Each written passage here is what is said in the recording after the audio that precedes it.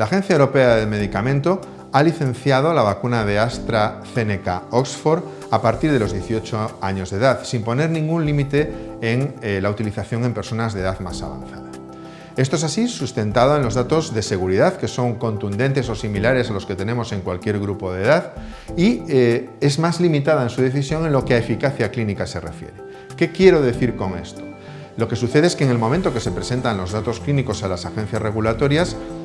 se congela la base de datos y en el grupo de edad de personas de edad más avanzada, que es de alrededor del 13% de mayores de 65 años, todavía no se ha acumulado un número suficiente de casos tanto en el grupo control o placebo como en el grupo de vacunados para que podamos estimar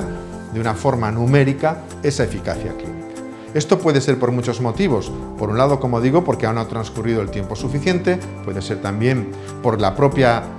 mayor protección que las personas de mayor edad suelen tener en relación a cualquier infección y también frente al SARS-CoV-2, y también que el número de personas de edad avanzada incluidos en los ensayos clínicos es más reducido que en los menores de 65 años. Por tanto, que no podamos demostrar esa eficacia clínica aún no quiere decir que no la vaya a tener. Y es más, aunque no existen correlatos de protección inmune, o sea, correlatos inmunes de eficacia clínica, sabemos que la inmunogenicidad, la respuesta inmune de la vacuna, publicado por el grupo de Andy Pollard en la revista New England, muestran cómo esa respuesta inmune en las personas de edad más avanzada es equiparable al de las personas más jóvenes, con lo cual es esperable que el comportamiento de la vacuna desde el punto de vista de la eficacia clínica sea similar en las personas de edad avanzada que en las personas de menos de 65 años, aunque, como digo, todavía ese número específico, ese 60% que sabemos que tenemos para los menores de 65 años, sea similar, aunque esperablemente sea así, en el grupo de edad más avanzada.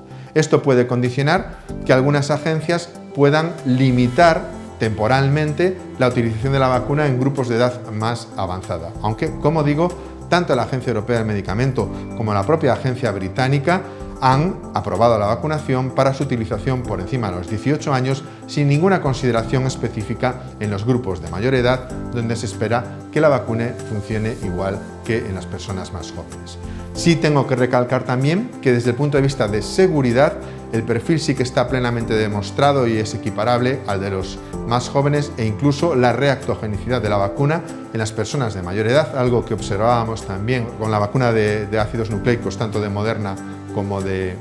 Pfizer. La reactogenicidad, los efectos secundarios locales y sistémicos a continuación de la vacunación son menos frecuentes en las personas de edad más avanzada. Por tanto, tenemos que esperar para tener más datos para cifrar el número exacto de eficacia clínica en los mayores de 65 años, pero la vacuna es segura, la vacuna es inmunógena, igual que en las personas jóvenes, y previsiblemente será igual de eficaz, aunque tenemos que esperar a tener esos datos y, mientras tanto, Agencia Europea, Agencia Británica autorizan la utilización de la vacuna por encima de los 18 años de edad, sin ningún límite específico, si bien las agencias regulatorias de algunos países están estableciendo de forma precautoria un límite de utilización por debajo de esa franja de edad a la espera de obtener esos resultados, que, como digo, no deja de ser interpretativo.